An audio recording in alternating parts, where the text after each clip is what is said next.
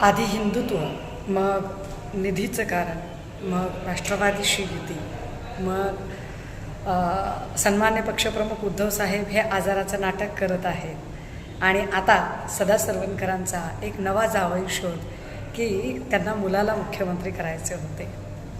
म्हणजे माणसाने किती खालची पातळी गाठावी त्याला एक लिमिट असतं.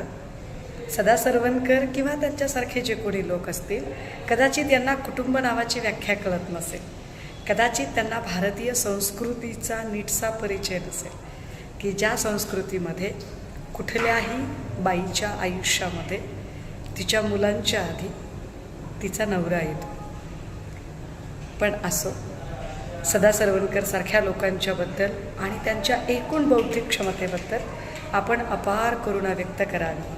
आणि म्हणजे आत्ता त्यांचं वय कदाचित 50-60 असेलही, परंतु ज्यांचा मेंदू अजूनही एक साधारणतः 5-7 वर्षांच्या मुलांसारखा काम करतो, त्यांच्या मेंदूची वाढ व्हावी एवढंच आपण यात बोलू शकतो.